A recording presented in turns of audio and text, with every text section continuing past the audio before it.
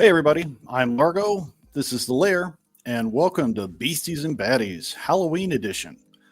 And tonight we've got our old friend Gojitron bringing us some groovy stuff. Hey, Goji. Happy Halloween, all you ghouls and goblins. Make sure you check your Indeed. candy before you eat it. That's right. You never know what kind of crazy stuff will be in your bag. You don't Things want to have get any changed tricks. since. That's right. Only treats, no Not those tricks. kind. Mm-hmm. How you doing, Yep. Jim? Back. I'm getting there, slowly but surely.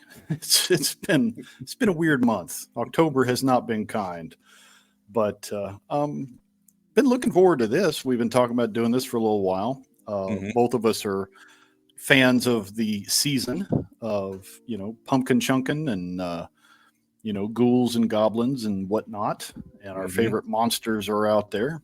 So originally, I was kind of thinking about just doing Halloween in general, going through old costumes and the history of Halloween and all that. And it was like that's kind of been done by everybody that's ever done a Halloween special.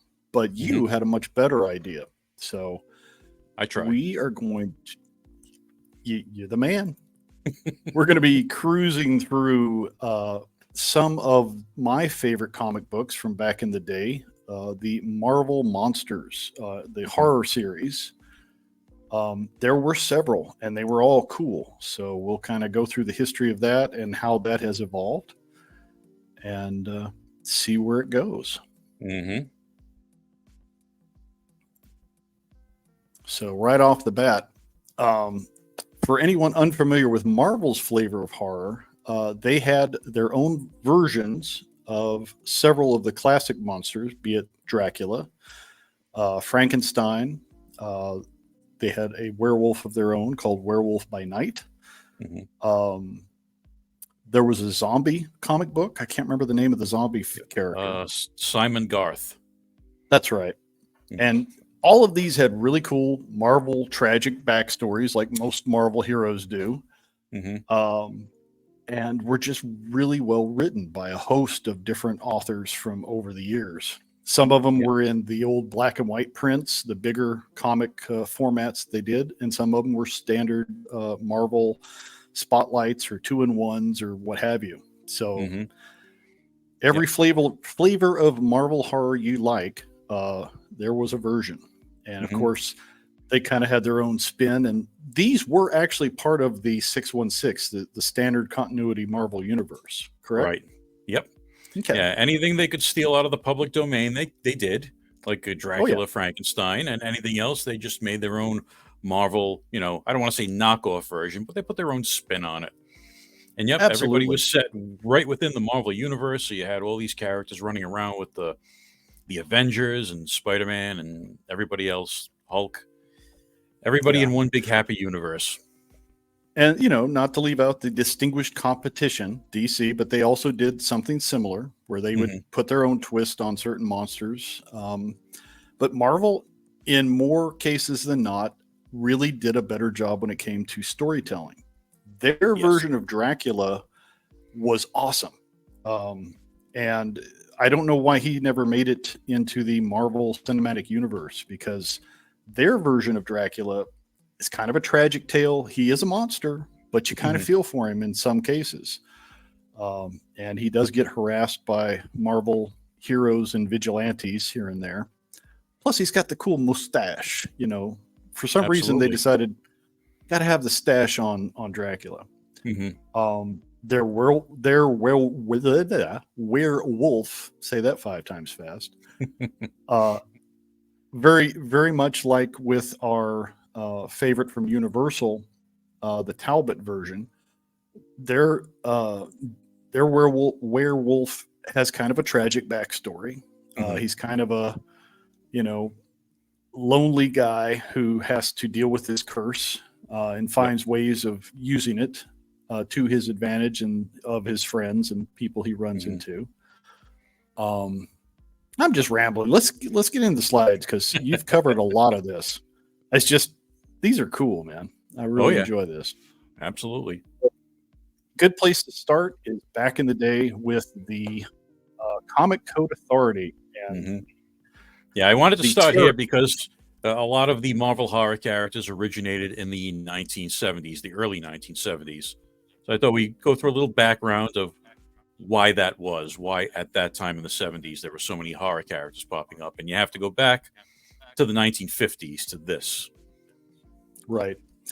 The Comics Code was a response to, a moral dilemma going on in the country because of other comic book publishers, whether it be, I want to say Ellis. Is that the right? Who did Erie? I can't remember the publisher.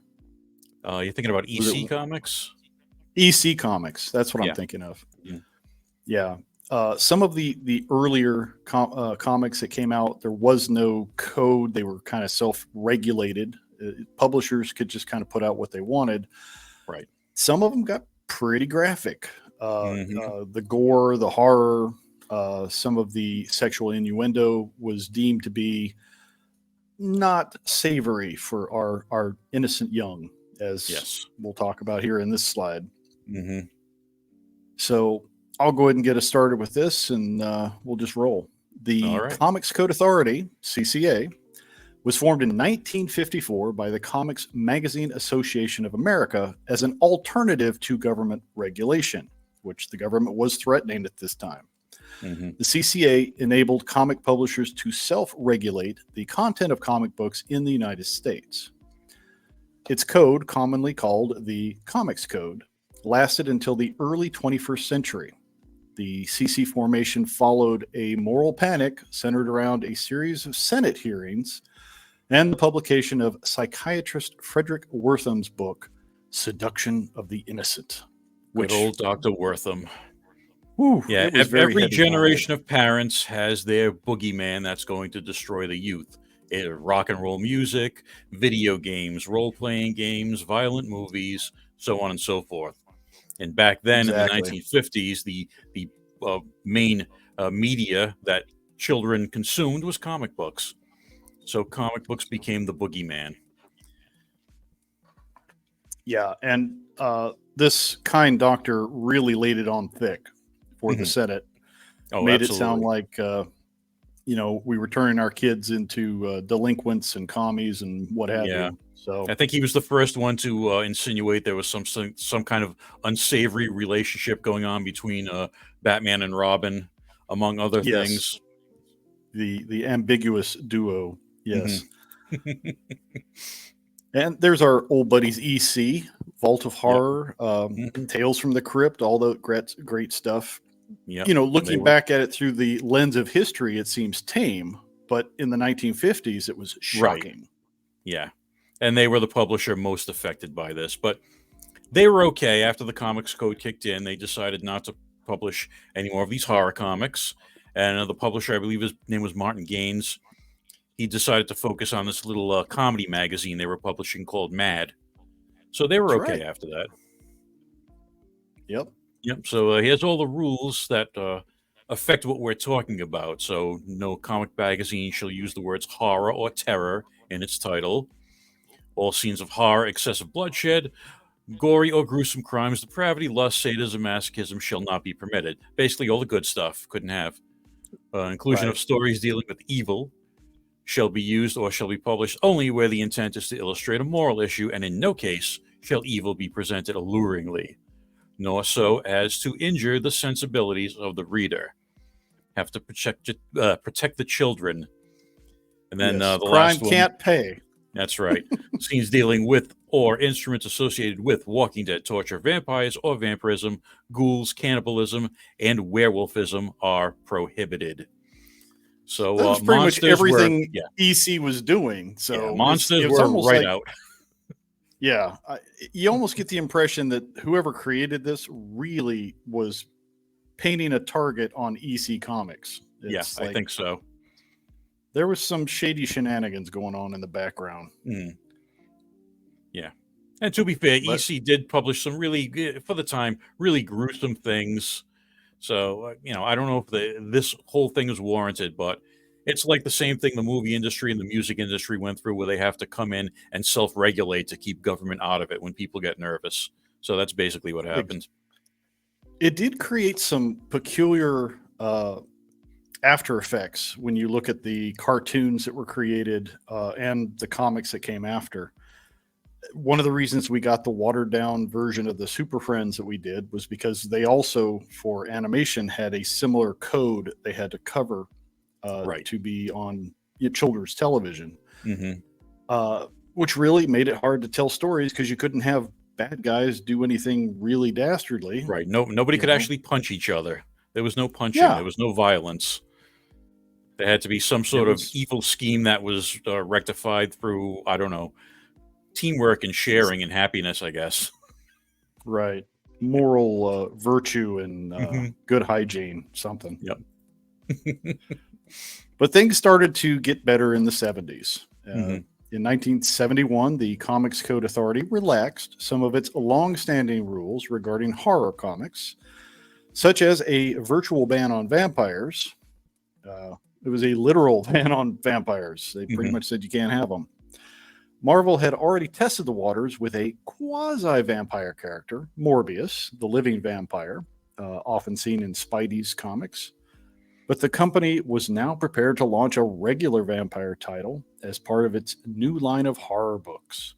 After some discussion, it was decided to use the Dracula character, in large part because it was the most famous vampire to the general public, and also because Bram Stoker's creation and secondary characters were, at that time, public domain. So that meant no royalties, which was good for Marvel.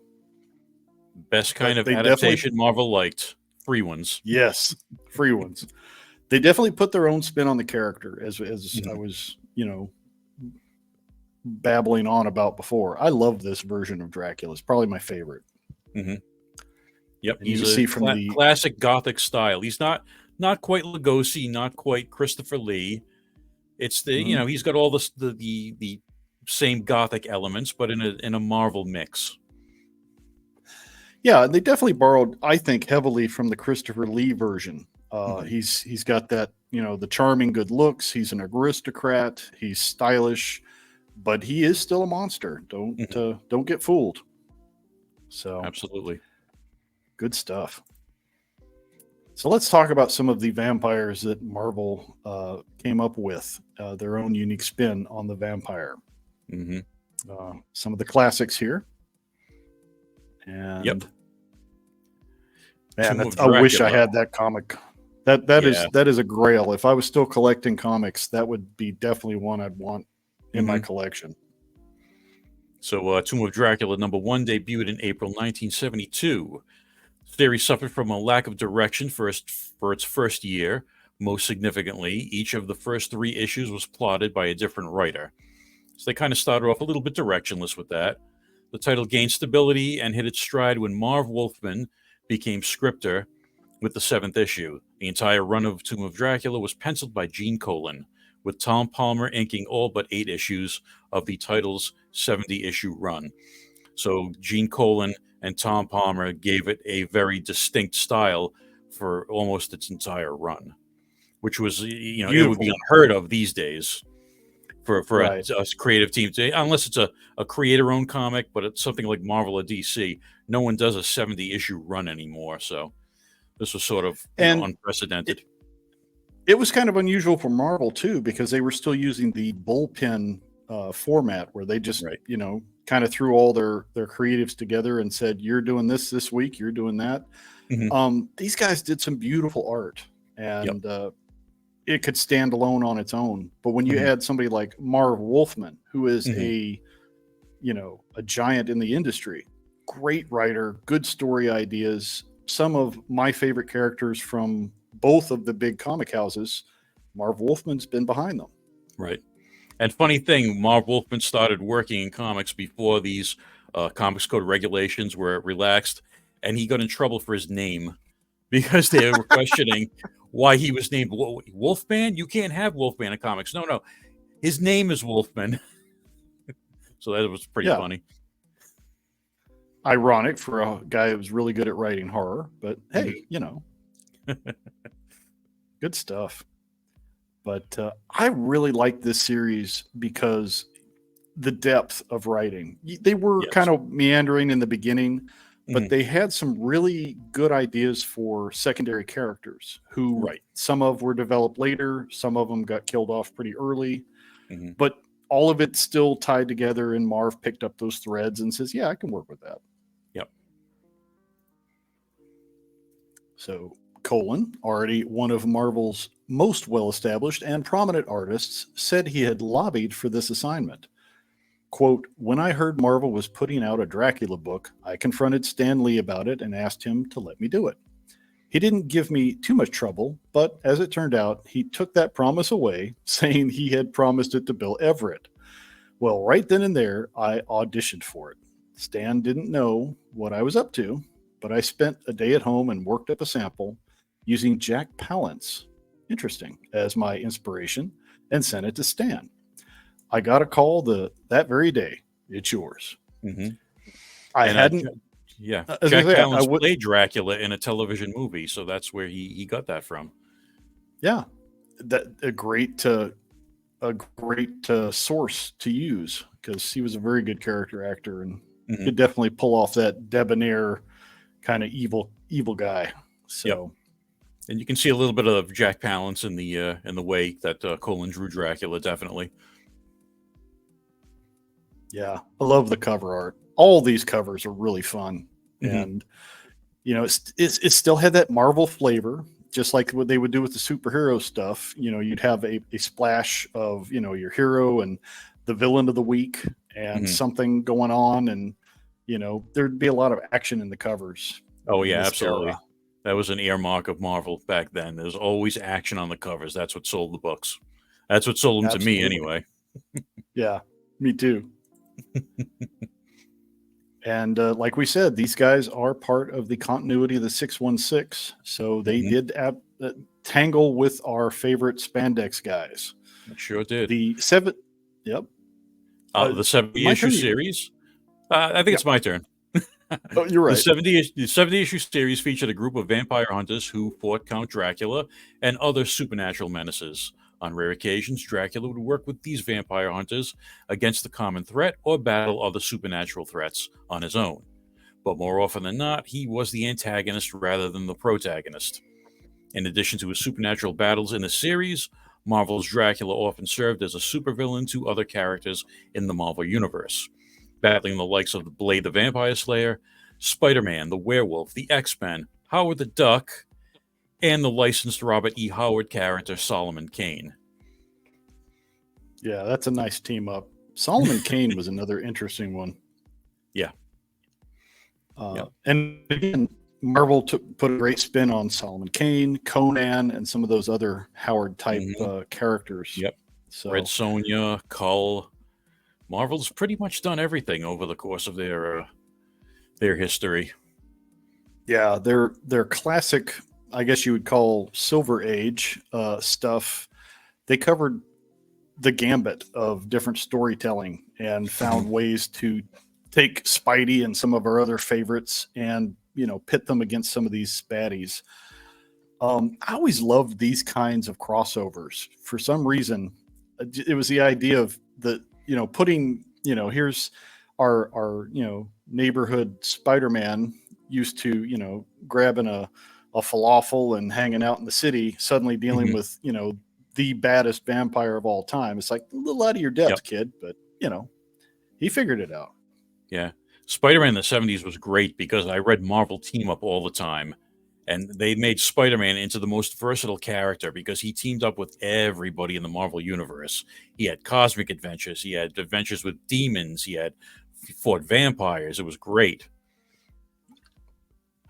It's really crazy how they would still figure out a way to work it into the story why Hmm. Peter Parker would get into these crazy situations. Right. You know, it's like whether he would, bump into the invisible woman and end up in some cosmic thing because she was working on something and he was there. And it's like, come on, web slinger. It's like whatever. They figured a And way. Marvel was so great about adapting things and then creating characters out of those adaptations. Like they adapted War of the Worlds, created Killraven. They adopted Yeah. 2001: A Space Odyssey. They created Machine Man. So all these adaptations, they kind of spin their own characters out of them that they can keep and use. Very smart. Yeah. And a lot of times they're, I know we're kind of off on a tangent, but when I think of Marvel adaptations, two of my favorites, Micronauts, Oh, yeah. Rom, Space Knight, their Absolutely. characterizations were way better than what they were based on in many cases, as far as Mhm. storyline goes.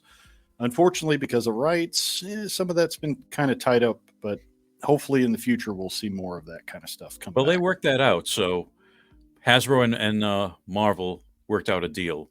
So starting next year, 2024, we're going to get omnibus reprints of ROM and Micronauts, and Awesome. maybe, hopefully, some new toys. But that's another story. That's a topic for another video, as they say. That is true, but that's exciting news. Mhm. So again, some of the great crossovers we see. I Mhm. loved that storyline where we see Storm, who's already an ultra powerful mutant, become Mhm. a vampire, and good stuff. Yeah. Of course, Doctor Strange totally makes sense. He would mix it up with some of these guys. Mhm. On more than one occasion, they cross paths, Mhm. and the Avengers, the Dark Avengers, all the different flavors of Avengers Yeah. have dealt with different iterations of some of the Marvel horror villains Mhm. and anti-heroes. Some of And them on that, have actually become Avengers. So, yeah, on that Avengers cover, the figure right in the top center, that's Dracula. That's his redesign. They redesigned hmm, him in the 20 teens, I believe, and gave him more of a sort of a Vlad the Impaler kind of a look rather than the classic gothic, hammer Dracula. So that right. character with the long white hair and the cape is the modern version of Marvel Dracula. I don't care I for it don't like myself. Yeah, we like the I classics. like We the don't like classic. change. We're old. That's right. Stubborn. Uh, But speaking of changes, Dracula did find many different adaptations through Marvel. In 1980, an anime television movie based on The Tomb of Dracula was released. Much of the main plot from the comic was condensed, and many characters and subplots were trunciated or omitted. The film was animated in Japan by Toei and sparsely released on cable TV in North America in 1983 by Harmony Gold, who brought us Macross, or what did they call the Robotech. American Robotech? That's Yeah. right. Dubbed into English under the title Dracula, Sovereign of the Damned, on October 31st, appropriately, in Mhm. 2022, Kaneko Video released a remastered 4K scan of the film's original 16 millimeter print. Mhm. Um, this will not be the last time we see some Japanese influence on animated versions of some of these Marvel horror classics. Oh yeah, This definitely. the art was good. The story Mhm. was, it definitely had a Japanese flavor. I'll say that. Yeah, I watched this once on bootleg, maybe 15 years ago. It was okay. I'm not sure. I think it might have been a leftover from the Marvel toy deal that brought us the Japanese Spider-Man and the Shogun Warriors comic. I'm not sure if it was tied into that same deal. I assume it was. It was, 1980 would That's have been the tail end of that deal. right. It was in that same era, Hmm. so it makes sense. Yeah. Yeah, the Japanese have some fascinating takes on characters. Hmm. So yeah, definitely They love tragedy. they do. And Marvel has some tragic characters, so it Mhm. works. So here And we then have, I was gonna say, most people know this character even if they've never read Tomb of Dracula. right, Blade, aka Eric Cross Brooks, first appeared in The Tomb of Dracula number 10, July 1973, as a supporting character, but later went on to star in his own storylines. Devoting his life to ridding the world of all vampires, Blade utilizes his unique physiology to become the perfect vampire hunter. While originally depicted as a human immune to vampire bites, Blade was retconned to be a Dompier, a daywalker, as they call him in the movies, following his adaptation as such in Spider Man the Animated Series and the Blade film series. Yeah, as you can see, he had a very different vibe and look when he was first introduced. Yep. Yeah, in the 70s, a lot of their African American characters, or a lot of their black characters, were informed by the blaxploitation film genre of the time. Luke Cage, Misty Knight. There was a character called Black Goliath. They just call him Goliath now, and Right. Blade was part of that as well. Yeah, his dialogue was pretty terrible in the beginning, Yes. but Yes. he got better. He got much Yep. better. Mm-hmm. He was very much a "I'm going to get you, sucker" kind of guy. Yeah, definitely. Literally Definitely, going after bloodsuckers. So the groovy threads he has here, he later ditched for the black and red that most people know and love. Mm-hmm. But woo, look at that costume. Yep. You can tell that's the 70s. Oh yeah. Now, to be fair, the character was solid. The dialogue and the costuming, it needed Right. tweaking. Yeah. But Blade was co-created by Marv Wolfman. He said in an interview in 2009, I knew if I let him, Blade would eclipse the other characters. So I pulled him back and let the original supporting characters shine. I also wasn't happy with my Blade dialogue. And so I pulled him out of the book for a while. I think almost a year. And when I brought him back, I played him a bit straighter. The early Blade dialogue was cliche Marvel black dialogue. Later on, I tried to make him more real, but it took growing up as a writer. Mm-hmm. And you definitely see the difference when Blade returns. Mm-hmm. Blade next came into prominence in the 1990s, beginning with Ghost Rider number 28, August of 1992, in the Midnight Suns imprint. Blade has joined and worked with a number of groups within the Marvel Universe, including the Darkstalkers, the Avengers, and S.H.I.E.L.D. So since Wesley Snipes played him, Blade's cachet has been raised significantly in the Marvel Universe. Oh, absolutely. Mm-hmm. Yeah, and this is the style most people probably know him as, is very Right. much the style that we see in the Wesley Snipes trilogy.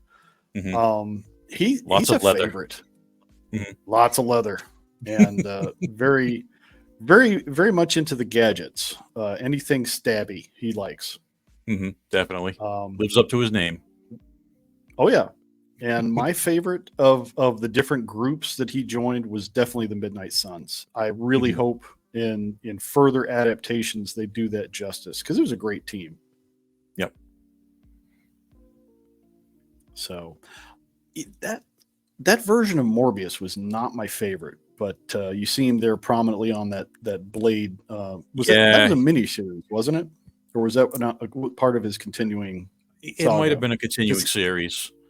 I kind of lost track. He went through a couple. Yeah. Yeah, Morbius went full goth back in the 90s. Oof.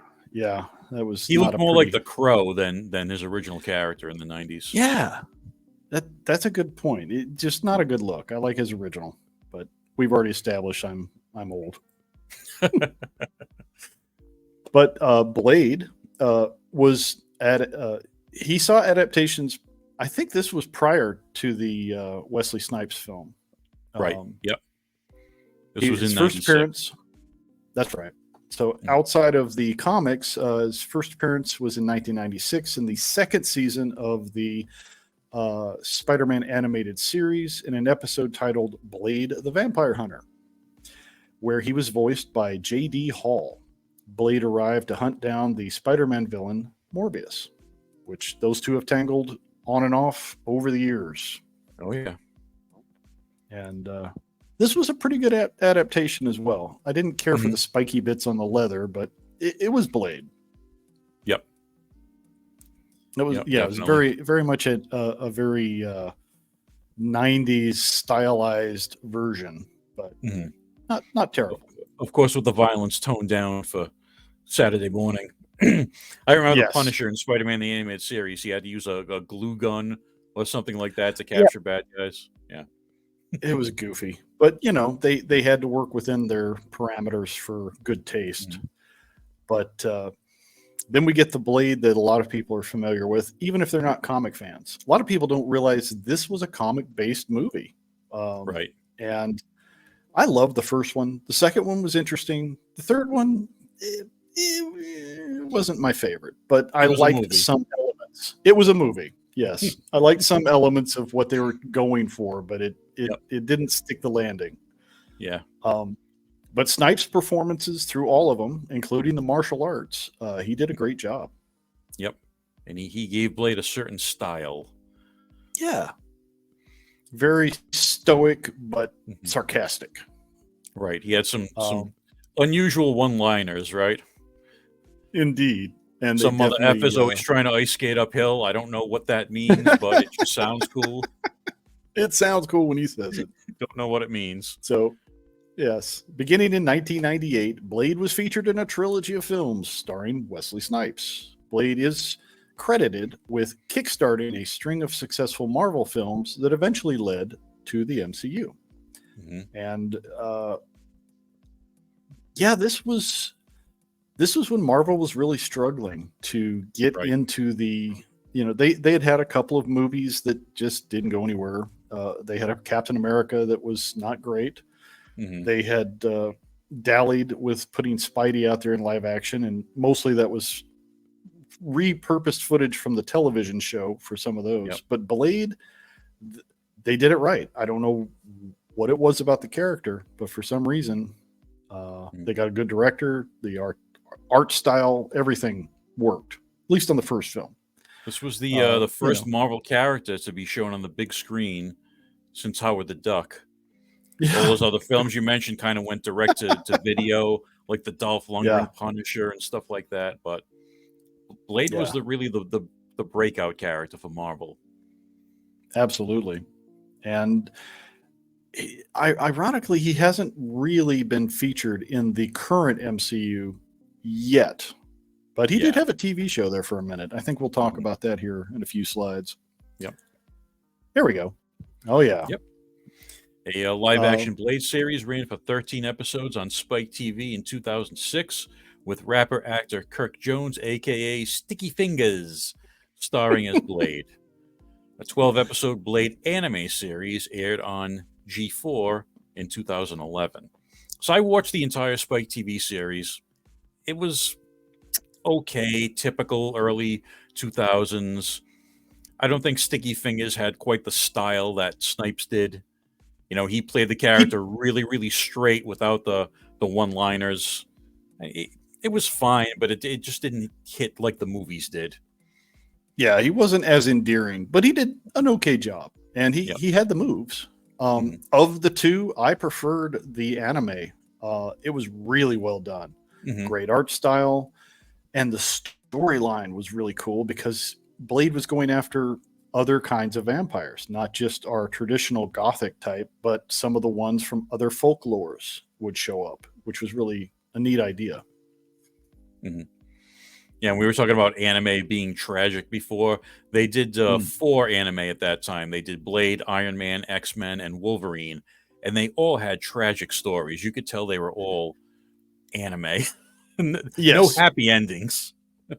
I mean, it wasn't hard for them to adapt Blade because he does have a tragic, backstory. At least when he became the Daywalker version, so they played heavily into that. And like you say, with the other ones, they did a great job with those. So they are still available. I think I'm not sure if it's on Disney Plus, but I know you can still find hard copies of these at places like Amazon and whatnot if you want a DVD or Blu-ray version. They're worth picking up and checking out. They are not your they're not your 616 versions. They are definitely alternate universe versions of the characters, but in a good way. Definitely. Morbius, Michael the Morbius. villain you love to hate, and he was done dirty in later adaptations. We'll get there. We'll Michael get Morbius, yes, aka Morbius, the living vampire, first appeared in Amazing Spider-Man number 101 as a tragic, sympathetic adversary created by Roy Thomas and Gil Kane. For years, Morbius frequently clashed with Spider-Man, and other superheroes, while occasionally regaining his reason and helping those he regarded as allies. This is an interesting character because he's not a vampire, but he is. But he's not. But he is. It's kind of Right. Yeah.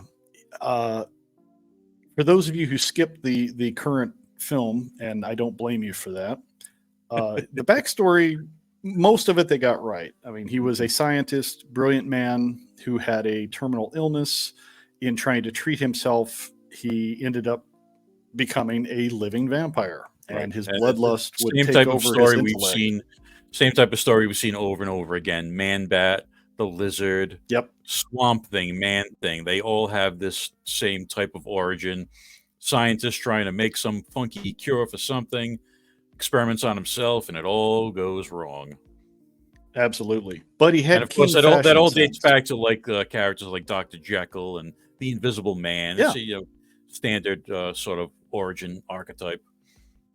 Yep. Marvel was not afraid to use tropes. They were definitely into that. Absolutely. I like Morbius because he was an anti-villain. You know, he was only evil when he was either overcome with the bloodlust or, you know, there was a reason for him to be acting out. His typical demeanor was still of a scientist who wanted to help people. He was just dealing with this issue. So he had special needs. He sure did. Morbius is a famous biochemist who contracts a rare blood disease, which he then tries to cure by using a combination of experimental chemicals, electroshock therapy, and genetic samples of vampire bats. Never a good idea. The experiment mutates him into a pseudo-vampire or living vampire, a life form with abilities and traits resembling but not identical to those of truly supernatural and undead creatures such as vampires. And this was part of their skirting around the supernatural. It's like he could have all the attributes of a vampire, but he was a supervillain. He wore the, supervillain type costume. He was a science-based, not supernatural-based. So Marvel was definitely pushing the comics code as far as they could without breaking it with the creation of Morbius. Definitely. But it made for some good storytelling. Yep. And definitely. Yeah, we see here in the cover, definitely one of the first of many Blade Morbius tussles. They were occasionally allies. A lot of times they didn't like each other very much. Yep. Put a vampire and a vampire hunter together, it's going to get ugly. Yeah. But technically, I'm not a vampire. It's like, you know what? You get a steak anyway, buddy. I don't care. Still look like a bloodsucker to me. That's right. So Morbius did go on to star in Vampire Tales, which is one of my favorites, the black and white horror comic magazines. These were the oversized style, like the ones they did with Conan and some of the kung fu heroes like Iron Fist. So this was as it says here, it wasn't part of mainline Marvel. It was published by Marvel's sister company, Curtis Magazines. Right. It was a different format, appearing in all but 2 of the mature audience titles, 11 issues. Morbius concurrently became the star of his own feature in Marvel's bi-monthly Adventure into Fear anthology series. And the Adventure series, there were a couple. There was Adventure into Fear. There was Journey into Mystery. There was a couple that were holdovers from their Atlas days where they brought those titles back and featured Morbius, Doctor Strange, a couple of the other big names. It was kind of a way to give them a title and let them, play in a sandbox without, messing with the continuity. Yeah. The anthology titles were like tryouts. So if you had a new character, put them in the anthology title. If they do well, spin them off into their own series. You see that with a lot of characters that were created in the 70s for Marvel. They'd show up in like a Marvel Spotlight or something like that before spinning off into their own series. Exactly. And another reason they used Curtis magazines in that larger black and white format was again to get around some of the comic code issues. Because Yep. it was a different format, they didn't Mhm. have as many rules to follow. So they could be more adult in their themes and content, a little bit more risque in some of the stories, but Mhm. well written and Yep. definitely worth trying to, find and read if you can get a hold of them. They're not as Yeah. easy to find, and there's not as many reprints of those as there are some of the old Marvel titles, but they're out Right. there. Yep. Yeah, and Marvel was definitely taking cues from magazines like Creepy, Eerie, Vampirella that all got their start in the 1960s. And because they were those black and white magazines, they could all skirt around the comics code. Exactly. Yeah, and the art was good too. So Hmm. as you can tell, it was a very different flavor when you look at the Marvel version versus the Curtis version. Yep. But very cool. A lot of artists from South America, for some reason, got their start in those magazines, like Esteban Morado and guys like that. Really, really great looking artwork. Oh yeah, and yeah, definitely gave them a place to show what they could do. Hmm. Did I skip? No, I didn't. I thought I skipped a slide. Nope. All right. So We're here there. we are in We're good. the 1992 Marvel Comics Rise of the Midnight Suns crossover event, then revived and revised several horror themed Marvel characters to present them as lead protagonists in new titles. The event launched the new series Morbius the Living Vampire, which ran from 1992 to 95, and now presented the title character as a lethal anti hero and vigilante. They did love their anti heroes in the 90s. Oh After the yes. cancellation of this series, various stories shifted back and forth between portraying Morbius as a conflicted and brutal anti hero or a tragic character subject to episodes of madness and murder. Once again, most often fighting Spider Man. Yep. Old Spidey. He never got a break. Mm-hmm. Um, Yep. but This was a it was a trend in good. the 90s, turning, guys like the Punisher and Venom and all those characters into anti heroes. And it worked Yeah. for the most part. Yeah. Definitely a darker theme. Um, Hmm. as we've already said, I didn't care for this character or costume change for Morbius, but the Right. character himself was very interesting. Hmm. And he's another one that showed up in Spidey's animated world. Hmm. Morbius appears in Spider Man, voiced by Nick Jameson. This version is able to drain blood plasma through the hands, leaving victims with a series of welts covering their bodies. Couldn't have any biting in the animation. No. He battles Spider Man and Blade while attempting to create more pseudo vampires like himself.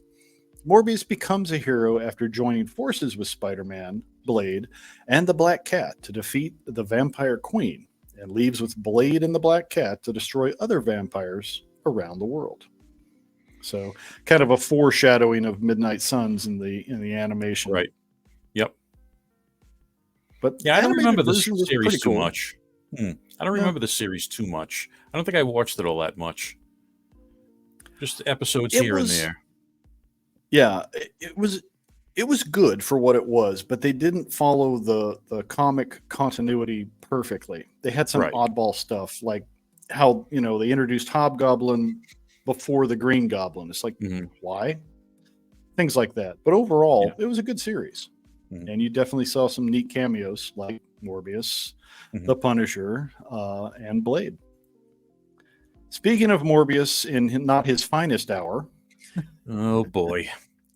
Morbius, starring Jared Leto, everyone's favorite Joker, as the title character, was released by Sony Pictures on March 10th, 2022, part of Sony's extended Spider Man film universe. The film was a critical and commercial failure, shocking, receiving criticism mm, for its writing, visual effects, and confusing post credit scenes. The film received 5 Golden Raspberry nominations, with Leto winning the Worst Actor award.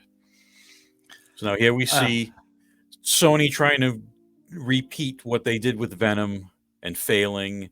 And if anyone has watched the trailer for Craven the Hunter, they're probably going to try it and fail again. yeah, I And then, don't know of what course, this they guy try was to thinking. the weird post credit scene in this movie. I don't want to spoil it for anybody, but they try to tie it into the MCU, and it doesn't really work.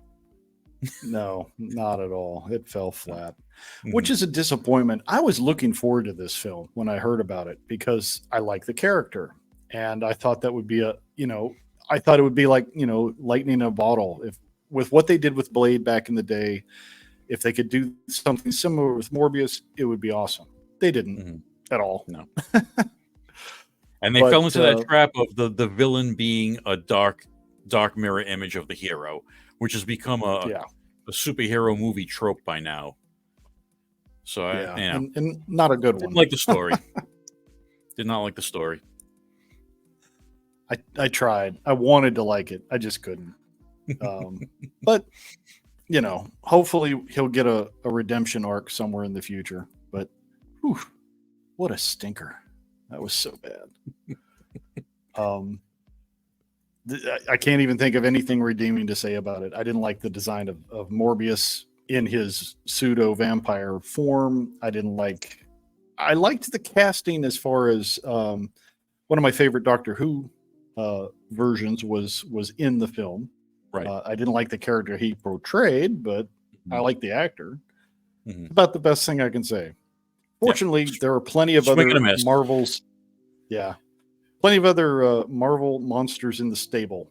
So let's talk about some of the other ones that we really like. Mm-hmm. Two of my favorites right here. So, oh boy, Two still more trying to get tragic characters battling their Yep. own personal curses. Indeed. Got to get that aftertaste of Morbius out of my mouth. Werewolf by Night, another classic Marvel. Mm-hmm. Great writing, good stuff. And started out as we've talked about with the training wheels on in Marvel Spotlight to test him out, and eventually went on to do bigger and better. With the relaxation of the Comics Code Authority's rules in 1971, it became possible for the first time to publish code-approved comic books with werewolves. Jack Russell, the Werewolf by Night, first appeared in Marvel Spotlight #2 in 1972. Jack is a descendant of the mystically altered offshoot of humans known as lycanthropes. During the night of the full moon, and the 2 nights surrounding it, he is forced to mutate into a werewolf, a large, powerful form, which is a hybrid of human and wolf, and he loses his human intellect. So, very much started out as your traditional tragic story, and then you got the Marvel spin as his character developed. Yeah, his entire origin is really complicated and convoluted. I kind of condensed it for this slide, but it is a lot of backstory with the Russell family or the Russo family if you go back far enough. Right. There's gypsies, there's curses, there's crazy scientist types. It's all in there. Yep, So and involves they threw the kitchen the sink. Darkhold, the Book of the Damned is in there, and so there's a lot. Oh yeah, yeah. The Darkhold is another rabbit hole. Very different in the Marvel comics from what they did in the MCU. Much more interesting in the comics. Yeah. Well, we'll get there. For years, Jack encountered many heroes and villains throughout the Marvel Universe, sometimes gaining control of his bestial alter ego, yet inevitably losing his humanity to the werewolf again and again. And we can also thank Werewolf by Night for introducing one of our other favorite vigilante types. Good old Moon Knight. Yep. Created to battle the werewolf. I guess that it was his original function, being the Moon Knight. He would battle the creatures that came out in the full moon.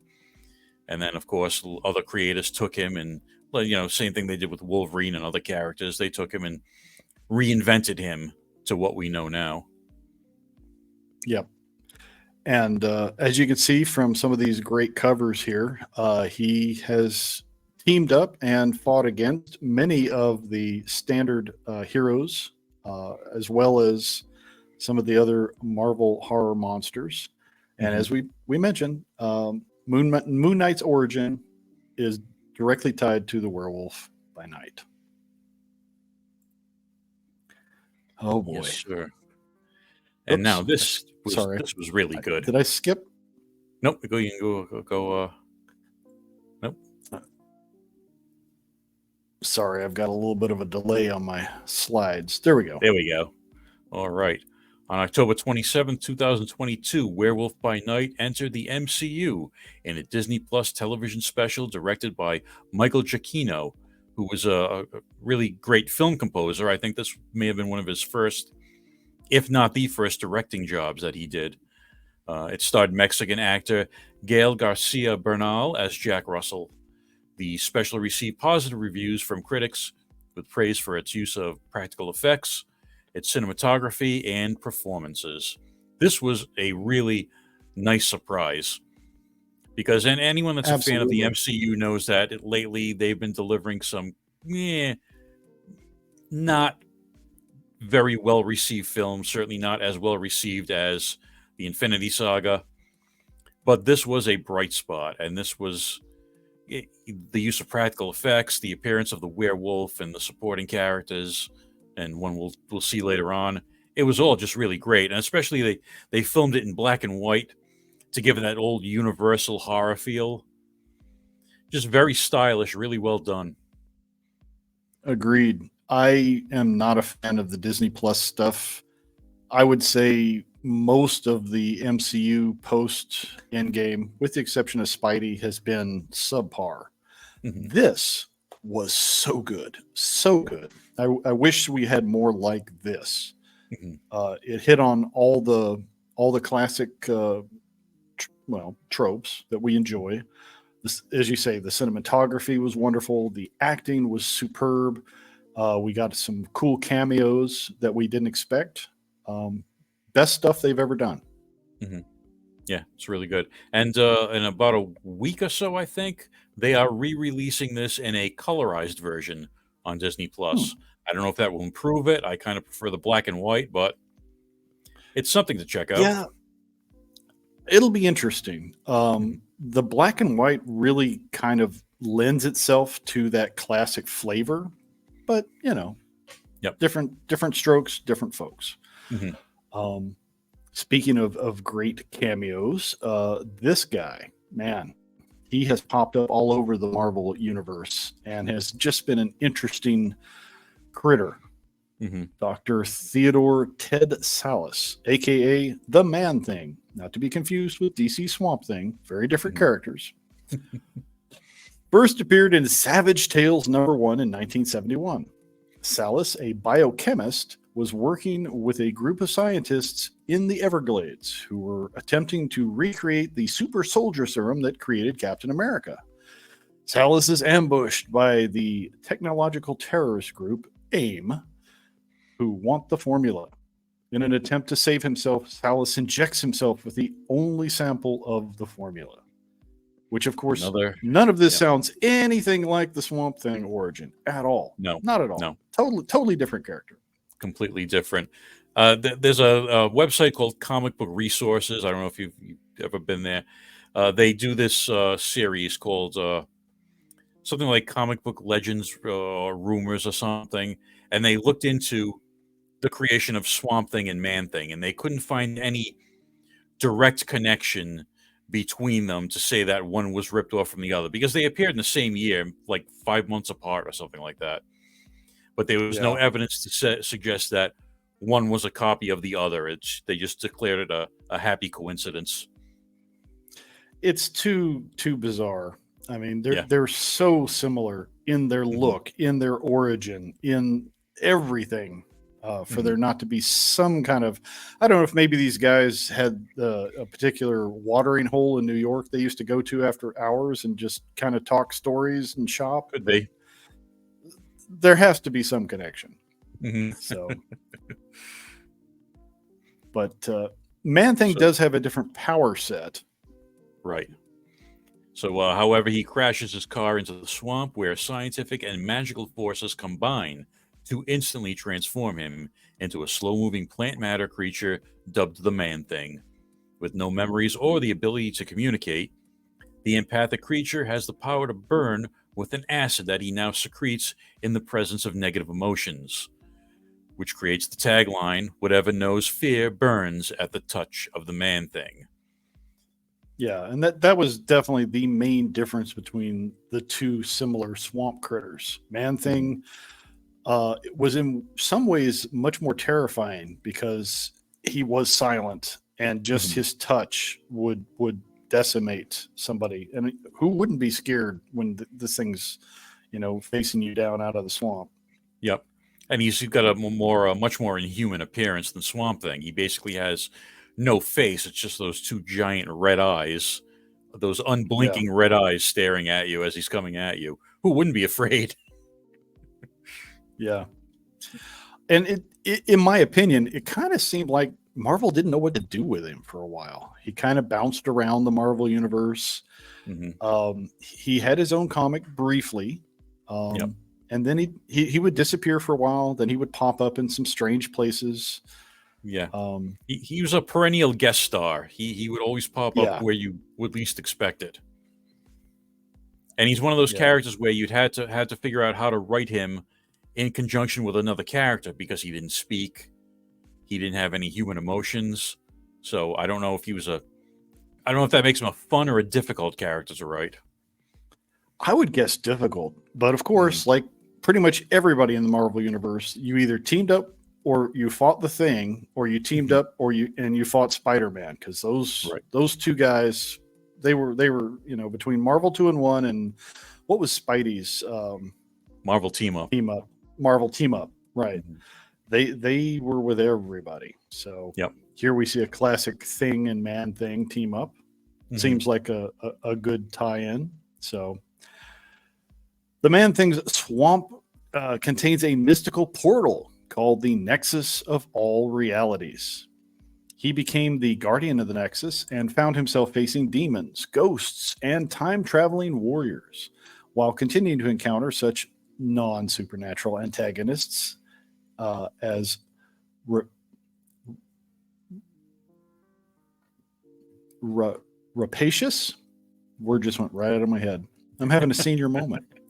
Rapacious land developers, fascist vigilantes, and common criminals. Man-Thing also often encounters other superpowered beings within the Marvel universe. Um, And yeah, that nexus he of all realities is a great gimmick to bring other characters to the Man-Thing to interact right, with. yeah. Swamp Thing has the green and his connection to the living. Man-Thing Hmm. has the Nexus, and of course, totally not related, not at all. No. But yeah, it is a cool way for Man-Thing to manifest when needed. So very interesting. And here we see some other examples of places that he has popped up in the Marvel universe. You Hmm. got to fight Spidey. Yep. He showed up in the Savage Land, which totally works. And ironically, my very first Micronauts comic book was this issue, where the Micronauts end up dealing with the Man-Thing, which was an odd team up. Yeah. Why this was my first Micronauts book? It just happened to be the one that was on the spinner rack that month when I went to the store, and Hmm. I liked the cover, and that got me into the Micronauts more than Man Yep. Thing. But it was a cool comic. Hmm. Yeah, definitely an odd one. Yeah, and again, he's not a villain. He just kind of Right. ends up in some Yeah. villainous situations sometimes. Hmm. So this thing was bad. Man Thing was the subject of a monster film released on the Sci-Fi Channel in 2005. This version was a seminal shaman and chieftain before being murdered and reborn as the vengeful Man Thing. Although praised for its creature effects, the film bore little resemblance to the original Man Thing comics and currently holds a 17% rating on Rotten Tomatoes. And this was It's basically almost, a monster of the week type film. yeah. Sci-Fi did a lot of those. Hmm. He almost seemed more like a Wendigo or a Skinwalker kind of critter, where they were Yeah, borrowing very much from you know folklore and cryptids, and we're trying to go somewhere with it. It yeah, they were definitely not. definitely trying to tie him in more into sort of Native American folklore and mythology rather than his comic book origin for some reason. I'm not sure why they went that route, but that's what they did. Interesting. Yeah, the premise wasn't terrible, but the film was. It was a stinker. The Man-Thing appears in the Marvel Cinematic Universe special Werewolf by Night, motion captured by Carrie Jones with additional vocalizations by Jeffrey Ford. This version is referred to as Ted and is a friend of Jack Russell. He appears to have an intellect that is absent in the comic book version of the character. And yeah, this was a great cameo in that Werewolf by Night. Really well done. Mm-hmm. Yeah, and I think it was a good decision to give him more of a personality for film, because it's, he'd be a hard character to translate from his comic book appearance if he was just, stoic, emotionless, non-speaking. So at least they gave him a little something to work with. Right. And there have been iterations of the Man-Thing that could communicate telepathically, or other characters could try to communicate with him through their mystical powers or what have you. So he's not unintelligent in the comics. He's just hard to read, if that makes sense. Yep. So yeah, definitely worth checking out. That's probably the best version of him outside of the comics is this Werewolf by Night special. Yep. Hopefully they'll do something more with those characters. I hope so. That was really well done. And then moving on to another controversial group of critters in the MCU. Everybody knows Mephisto, but not everybody knows the son of Satan and his sister. So this will be a fun one.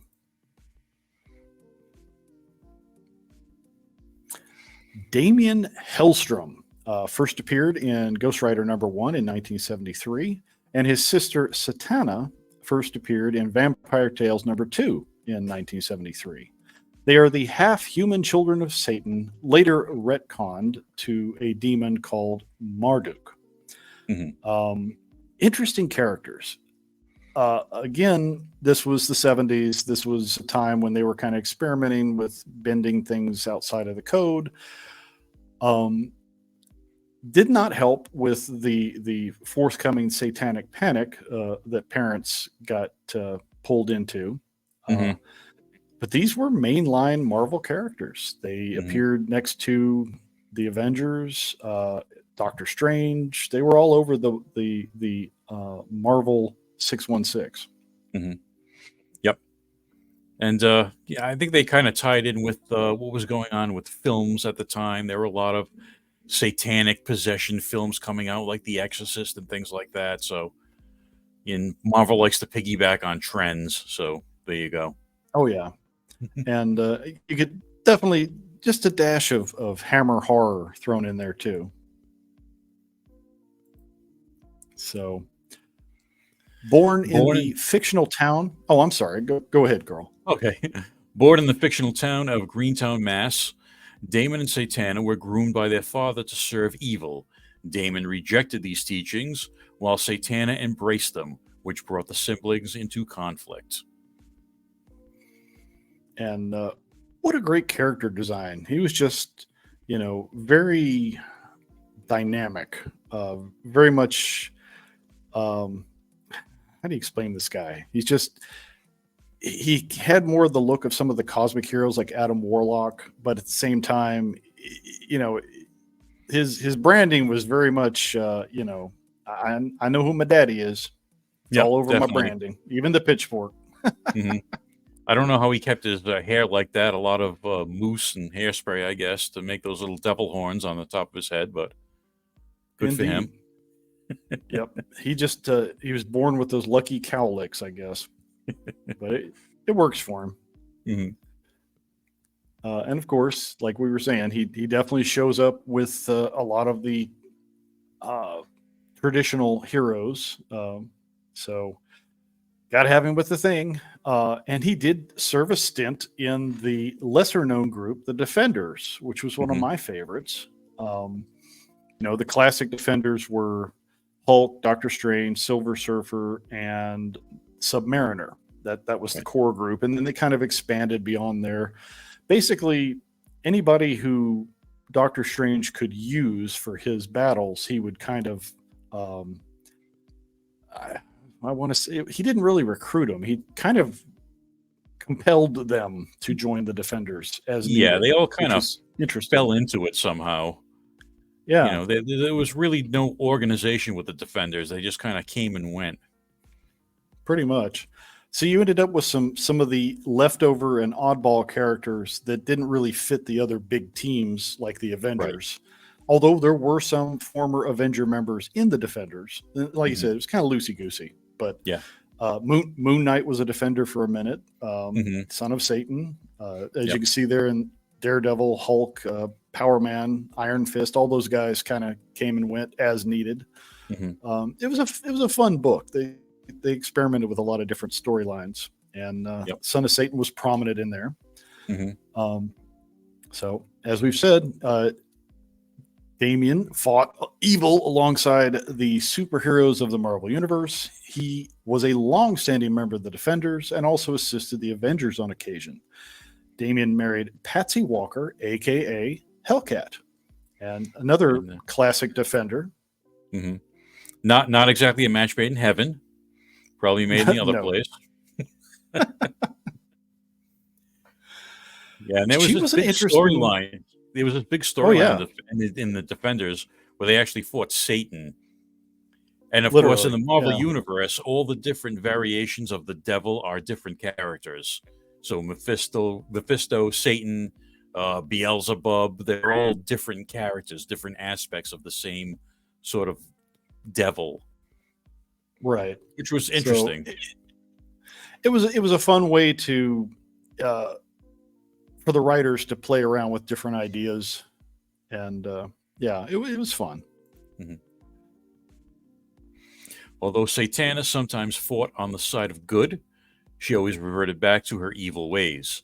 Satana was recruited into the government-sponsored supervillain team, the Thunderbolts, a job she agreed to so she could work alongside the Man-Thing. So Satana's got a thing for the Man-Thing. Who knew? Yeah, the stranger things have happened. Those Mhm. two kind of work together, though. It makes a weird sort of sense.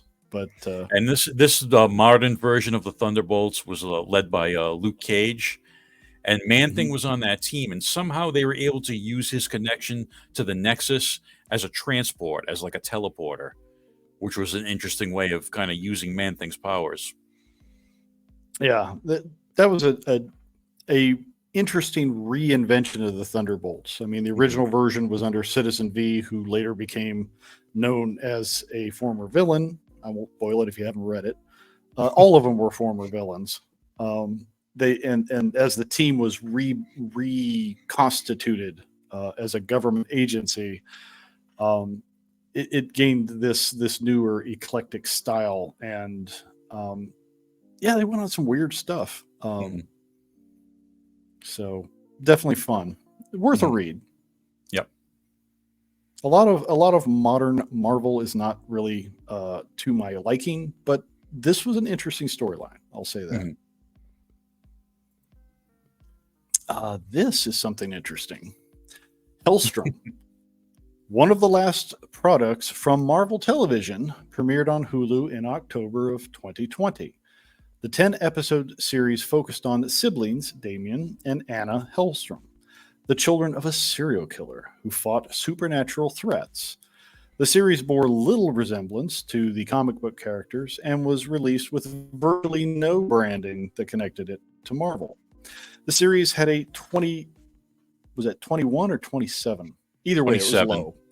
Yeah. 27% rating on Rotten Tomatoes, with reviews describing it looking cheap and bland. It was canceled 2 months after premiering, and thankfully so. Not great. Yeah. This was the Um, tail end of Marvel Television. So Marvel Television had big plans. They were going to create Hellstrom. They were going to do the Ghost Rider series with Robbie Reyes, which spun off from Agents of S.H.I.E.L.D. They had big plans. And then Disney Plus came along, and Disney oof, decided that all Marvel Television was going to go under the purview of Kevin Feige. And so they not shuttered Marvel Television as an entity, and I guess this was already too far into production to cancel, so they just kind of shat it out on Hulu. And as you can see on the poster there, it doesn't even say Marvel on the poster. They just disowned this whole thing. And I Yeah. tried to watch it. I watched a few episodes here and there. It was just so boring. Yeah. It's like they took a great premise and then said, well, those guys over at the CW or whatever, they did that Supernatural show. That was fun. Let's just pull all the tropes from that and then do flat writing. It's like, right. Really? In the 20 teens, there was that whole string of supernatural procedurals like Grimm and Lucifer and Sleepy Hollow. I think they were trying to piggyback on that trend, but it was too little too late. And you could tell they didn't have a lot of money to work with. Yeah, it's too bad. It coulda, woulda, shoulda. It could have been something, but the writing was not there. So, But there are better things out there, like this. Man, the toys have been slim pickings on some of these characters, but every once in a while, they have knocked it out of the park. And I would say right there at the very beginning is one of my favorite sets. I have been waiting for Hasbro to redo. This was the early Marvel Monsters. Now, was this under the Toy Biz, or was this when it had already switched over? This was Toy Biz. This was Toy Biz before Hasbro got it. Yep. Yeah. Good figures, not great by today's standards as far as the articulation, but a great set. Yeah. The sculpting was good. They looked exactly like their comic book counterparts. Tough to come by nowadays on secondary market. Very spendy to find that set. I have looked. Definitely one of my favorite versions of Dracula in toy form. But man, I really hope with all the nostalgia buffs they keep going through, I really hope they bring back this set. That would be great. Yeah. And some of the figures up here, we see are pretty hard to find, like that Satana figure was part of a San Diego Comic-Con box set. So she's a little hard to come by. And of course, Damon down in the corner there was one of the unlocked tiers for the ill-fated Engine of Vengeance. So he never even got made. Unfortunate. Hopefully he'll pop up sometime in the future because it's a good sculpt. It just was attached to a boat anchor of a HasLab. Yeah. I don't know if Hasbro released a Son of Satan just out into, Walmart or something like that. They may have attached it to the HasLab out of necessity. Who knows? It would be a tough sell, but in a box set with, say, Blade, Morbius, they could probably make it work. Yeah, it could pop up as a convention exclusive or something like that. Yeah. There were Blade tie-in toys for the movie, and Blade has also shown up in the Marvel Legends. There's a new version of Blade coming that is more like his 70s/80s, 90s kind of vibe. This version reminded me more of the Spike television version that they put out, where he, no trench coat, the tribal kind of cut to his haircut. It was not great. I have that figure. The articulation's kind of my favorite, we don't have featured here, is the Mezco version. It's very highly detailed. I've got him here. I'll pop him up. Let's see if my camera can do him justice. He definitely has a really good head sculpt. Two of them, actually. He's got one where his fangs are showing, one where he's more stoic. His, signature blade, his, the Wesley Snipes type sheath that he had on the back of his coat, and his many, stakes and gadgets. Mezco did a really good job on this. So he definitely looks like the Wesley version. Yeah, and heavily inspired by that. So that's my favorite version for now. I have a couple of the other guys here. I've got the our living vampire Morbius, the traditional 70s style, not the modern style, and one of the better Build-A-Figures that came out of the sets that they did. We have him here, the Man Thing. One of the few times he's been made in figure form. if not the only one, to my knowledge. Toy Biz did one, and then Hasbro did this one. So he's been done a couple of times. And down in the bottom row there, you can see an early Toy Biz one that was a remold of the Alpha Flight Sasquatch figure back in their old 5-inch figure line. I had forgotten about that one. That's right. Mhm. So yeah, these guys have popped up now and then, but could always use another rendition. Yeah, One that we haven't seen. Horror characters are really underrepresented. Yeah, the Werewolf by Night. Like I said, I didn't get the Toy Biz version, but I found this. I have to try to remember the name of the company that makes him. If I don't knock Blade over here, poor guy. This company I found on Big Bad Toy Store. They call this Monster File Werewolf. This is their jungle version, although I guess he should be a forest version. So I use him to kind of represent my Werewolf by Night, even though he doesn't look like the comic version. It's probably one of the better werewolf figures out there in this scale. So he's got some cloth goods, ripped up shirt and pants, and decent articulation. So he's my werewolf for now until something better comes along down the road. But yeah, I'm surprised they didn't do one for one of the Disney Plus waves. I mean, they're doing characters like Agatha Harkness, which is probably going to end up at Ollie's next week, but they didn't do the Werewolf by Night, which is a shame. I know. You would think that would have been a no-brainer, especially as a 2-pack with that Build-A-Figure, man thing. They could have put those together, packaged it as a Disney Plus tie-in, and it would have been wonderful. Or even a figure of Elsa Bloodstone from that series, because the only Elsa Bloodstone they've ever done was in the an old Toys R Us box set. Yeah, that's pricey to get as well. Yeah, another interesting character we'll have to touch on. But there's a lot to cover. We have just scratched the surface. We could do 4 or 5 more shows about these characters. Oh yeah. So you may notice there's one blaring version of a classic Marvel horror type character that's not covered tonight, because that'll definitely be one that needs to be covered in its own episode. Right. And we'll get to him. These are some of the other versions of characters that are part of that supernatural lore. We've talked about the zombie. He did have his own series. Frankenstein got the Marvel treatment. There was the Living Mummy, which was less known than some of the others. They had their own version of the creature from the Black Lagoon showed up, and then Amphibian. He's one of my favorites. I'd love to get a figure of Amphibian. That would be cool. And that's Brother Voodoo, I believe, who often showed up as a sometimes ally, sometimes nemesis of Doctor Strange. All with really interesting stories of their own in the Marvel universe. I believe Brother Voodoo has actually been the Sorcerer Supreme at one time or another. Yes, and I think they did do a Marvel Legend of him as Dr. Voodoo.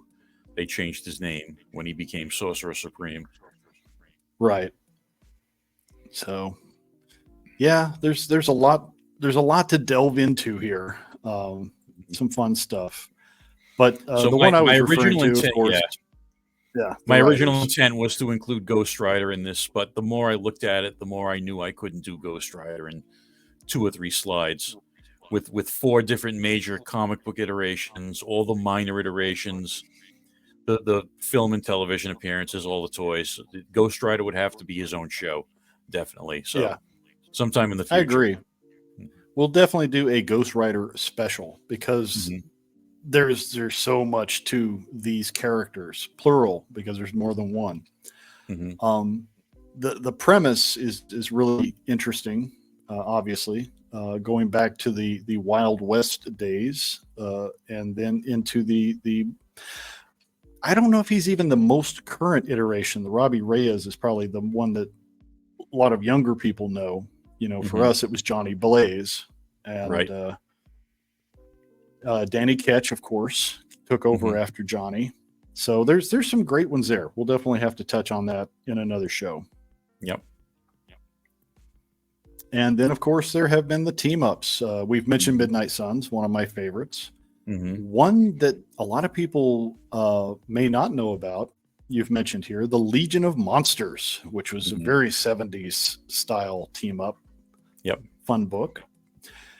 And the reintegration of the Howling Commandos. The original Howling Commandos obviously were, very much in a World War II style with, the original Nick Fury. I don't really remember this horror version that they came up with. Do you know much about it? Yeah, it came about in the early 2000s. I think this is the second or third iteration. That cover I have there. But yeah, they just put together a bunch of horror characters, and it was at the time where Shield was sort of having these specialized units as offshoots, like Sword took care of the cosmic threats, and then they had the Howling Commandos, which took care of the more supernatural threats. So they recruited a bunch of monsters into the group, some forcibly, some not. It was, sort of like a Suicide Squad situation where, okay, we've got you captured, now you can work for us. And they went off and dealt with all the monstrous threats of the Marvel Universe. One of the characters is actually, you remember a S.H.I.E.L.D. agent called Jasper Sitwell? Used to appear in Iron Man comics. He's one of the characters. Now he's a zombie. Interesting. Yeah, probably a better fate than what he ended up with in the MCU. Then, of course, there's Man-Thing there. He gets recruited into all the teams, and Manphibian's part of that. And, of course, it's led by Dum Dum Dugan, who gets all the choice assignments. I love Dum Dum. He's a great character. So that'll be a fun one to tie into. It's very reminiscent of a DC monster group, which we may also touch on someday. And of course, there are just the monsters. Marvel did a whole monster themed era with Fing Fang Foom, the original Groot, which is very different from the Guardians of Galaxy version, the Devil Dinosaur, and a few others here I'm not familiar with. But they went through a whole bunch of different monsters. Some fought the Hulk, some fought other teams. There's a lot of fun ones out there. Yeah. So Marvel horror is your classic monster archetypes, Dracula, werewolves, and like that. Marvel Monsters is more on the kaiju side, and those go back to the 1950s that predate Marvel Comics, back in Atlas Comics, where Kirby and Ditko would do giant monster stories and all those anthology titles in the late 1950s. That's where most of these guys originate from. Yeah, it was neat to see them pop back up in stories like the Hulk and other characters where they were looking who can take on these overpowered guys. Well, let's dig into the old Atlas days, see what we can come up with. Yep. So they definitely come up with some fun ones. And like we've mentioned, the Distinguished Competition has their own monsters and some fun ones. And one of my favorites is the Creature Commandos, which we'll definitely touch on because they're a fun bunch. Etrigan, the demon, who I have hanging out up here, one of my favorite DC monster types. He's shown up in a couple of their teams and had his own book now and then.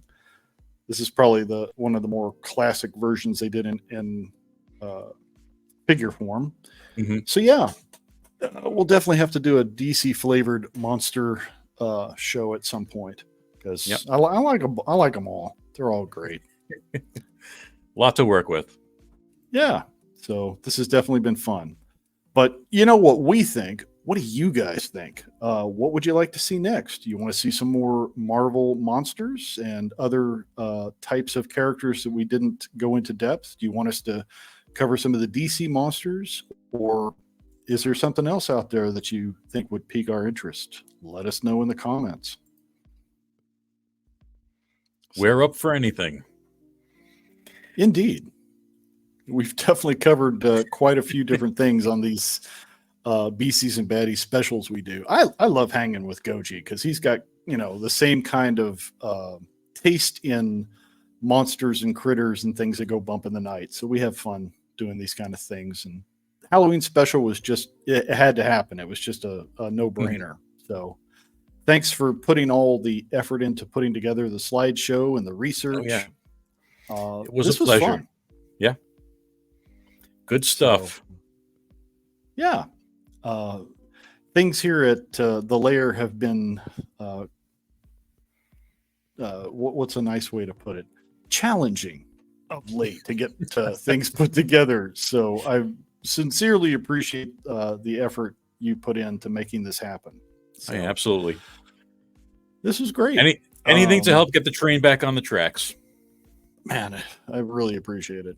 So to all you kids out there in the ether, I hope you had a fun time with this. Have a happy Halloween. Enjoy bobbing for some apples or whatever the kids are doing these days. Enjoy your evening of ghouls and goblins, and hopefully this has given you some interesting food for thought. Any parting words of wisdom, Goji? Don't wait all night in the pumpkin patch for the great pumpkin. He's not going to come. Just go get your tricks, get your treats. Sometimes you might get a rock. Who knows? But enjoy your Halloween. Indeed. Yeah. So thanks for joining us, and we'll see you in the near future.